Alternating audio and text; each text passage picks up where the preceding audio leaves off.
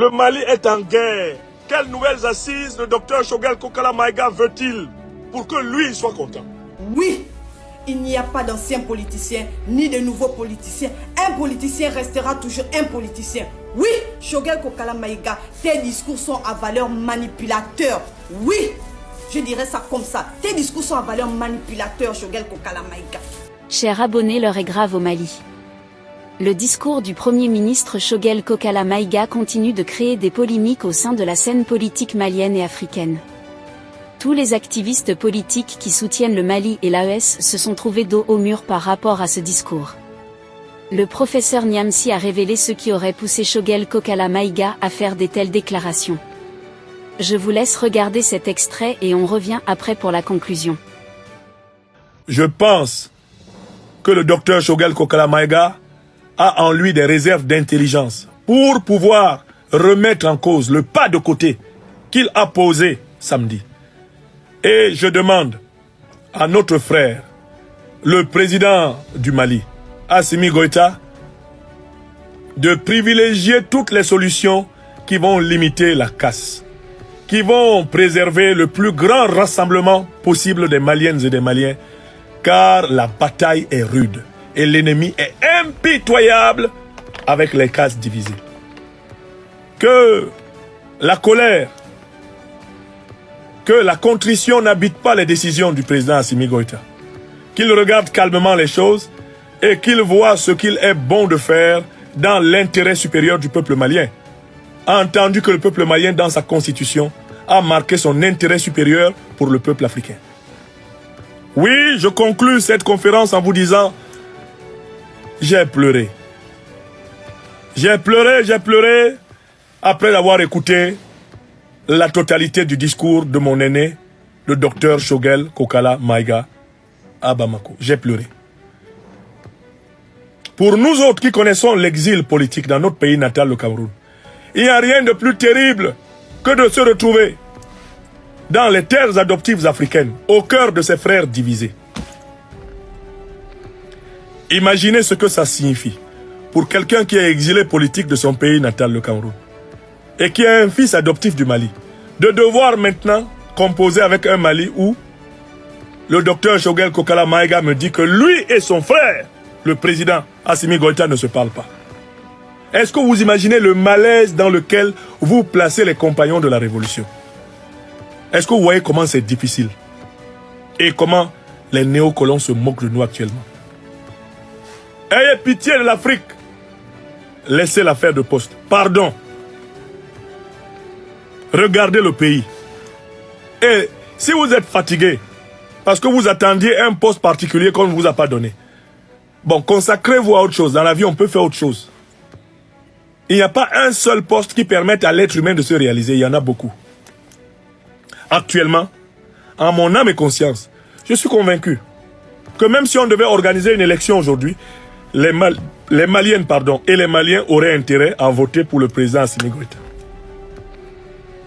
Ils auraient intérêt à voter pour lui. Le pays est dans une situation où c'est un militaire de sa trempe qui doit le diriger.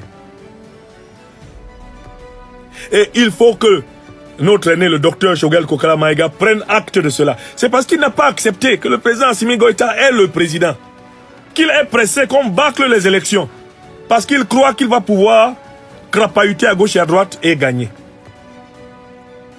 Mais parfois, vous gagnez même les élections pour le malheur de votre pays. Ibrahim Boubacar Keïta a gagné les élections pour le malheur du Mali, non? À quoi sert-il au Mali qu'Ibrahim Boubacar Keïta a été président après tout ce qui s'est passé? Si rétrospectivement, paix à son âme, on lui redonnait la vie et on lui demandait d'être président du Mali, est-ce que vous êtes sûr que le président Ibrahim Boubacar Keïta accepterait?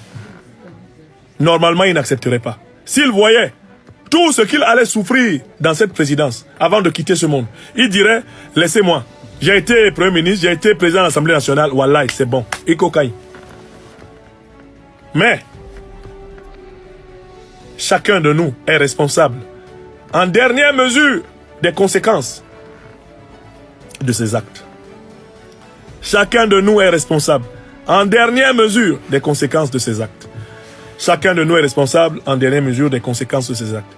Que la paix, l'amour, l'unité règnent sur le Mali. que la paix, l'unité, l'amour règnent sur l'Afrique. Et que les Africains soient unis pour résister contre leurs ennemis communs et non pas pour s'entretuer entre eux. Oui, je conclus en disant les 3 arguments avancés par le docteur Choguel Kokala Maïga le samedi 16 novembre 2024 pour justifier ses critiques au président de la transition, chef de l'État Assimi Goïta, et à ses compagnons militaires ne m'ont pas convaincu. 1. Parce qu'après la bataille de Kidal, il y a Tinzawaten et il y a d'autres enjeux. Le Mali est toujours en danger. La stabilité n'est pas encore arrivée. 2. Quand il dit qu'il ne dialogue pas avec le président, nous, on n'a aucun moyen de vérifier ce qu'il dit. Parce que nous le voyons souvent avec le président. Nous avons des images de lui avec le président. Et ce qu'ils disent que depuis 2 ans, ils ne dialoguent pas avec le président, on se demande comment le gouvernement malien a pu fonctionner dans ces conditions. 3. Quand il dit qu'il faut organiser de nouvelles assises pour définir les élections de la transition, etc., nous ne le suivons pas. Parce que l'ANR a déjà décidé en 2021 que la transition pouvait aller jusqu'à 5 ans. Donc on n'a pas à consulter quelqu'un encore. Les élections présidentielles peuvent être organisées dans un délai qui va de 2021 à 2026. Et c'est ce que je voulais dire.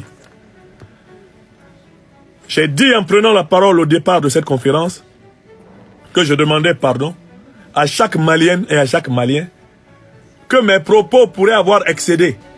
Mais attention, ce n'est pas parce que je veux retirer mes propos. C'est parce que je les maintiens quand même.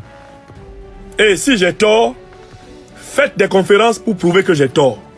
Si j'ai raison, faites des conférences pour prouver que j'ai raison. Et voilà ce que je voulais dire. Que Dieu bénisse le Mali. Que Dieu éclaire les dirigeants du Mali. Que Dieu ramène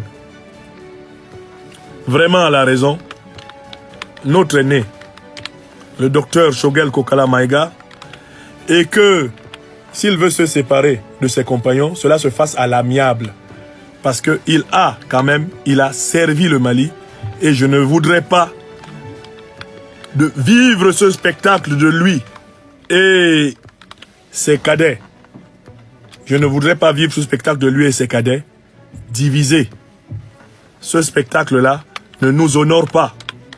Il n'honore pas, eh bien, l'Afrique. Chers abonnés, c'est là en quelque sorte l'information que nous avons pour vous aujourd'hui concernant le Mali par rapport à cette situation qui est en train de troubler tous les panafricains. Par la voix de cette chaîne, nous continuons à dire que le peuple malien doit soutenir davantage le gouvernement d'Assimi Goïta qui travaille en plein pied pour la stabilité et le développement économique du pays. Nous espérons que le Premier ministre Choguel Kokala Maïga va revenir sur ses propos et continuer à travailler pour la souveraineté du pays. Que pensez-vous de cette situation? Laissez votre avis en commentaire. Si vous avez trouvé la vidéo intéressante, cliquez sur j'aime et partagez à vos amis. Mais n'oubliez pas de vous abonner et de cliquer sur la cloche de notification pour ne pas rater mes prochaines vidéos.